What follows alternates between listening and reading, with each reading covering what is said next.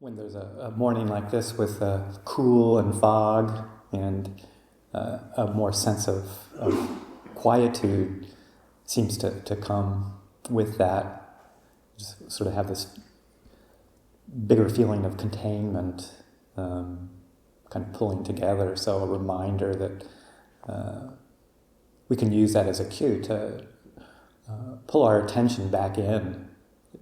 Ajahn Sucitto has the great simile of most of the time we operate as if we're a head on wheels and not much in between. That forward momentum of the mind, the thinking mind, the planning mind, the proliferating mind, no matter where we are, whether we're doing physical work or office work or just walking from our kutis down to the main area or back, oftentimes we're just so lost in our head that it's just like you can even feel sometimes the top of the body leaning forward. You're sort of moving into the next thing that you're thinking about, that you're moving towards, and we just kind of lose all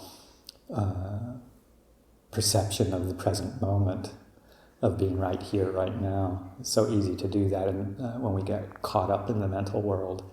So this kind of containment and pulling back together is the path to the deathless. We chanted that this morning, the reflections on the unconditioned,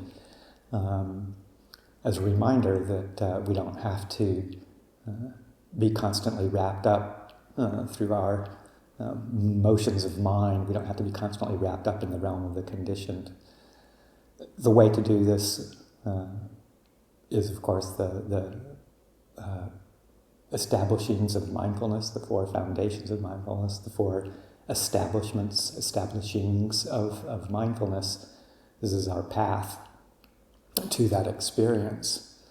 And highly emphasized as the primary point of reference is mindfulness immersed in the body.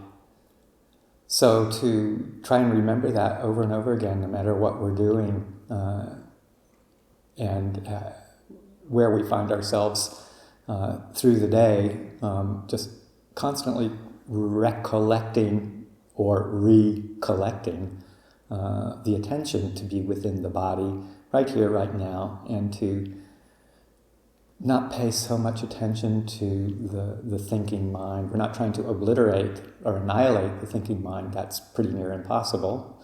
But we're trying not to be so concerned with it and not to follow it, not to let our greed and hatred and delusion control our attention into the conceptual process.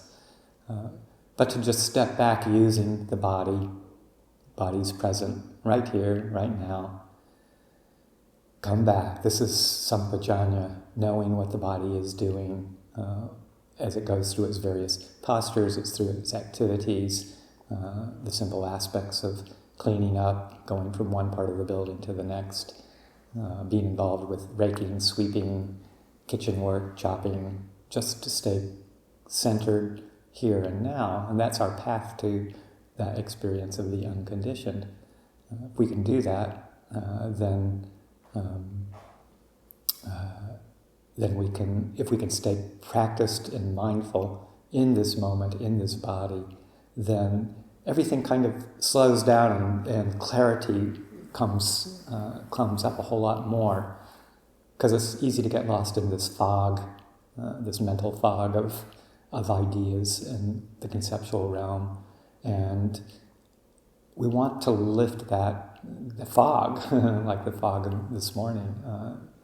We want that to allow to maybe give us a settled mind, but then to let it lift and to let it clear, so that there's this bright, clear awareness that is grounded, centered, and present in the body. And that's our primary gate to experiencing the unconditioned, which is the goal of the practice, as we chanted this morning. If there wasn't the unconditioned, then there would be no escape from the realm of the conditioned.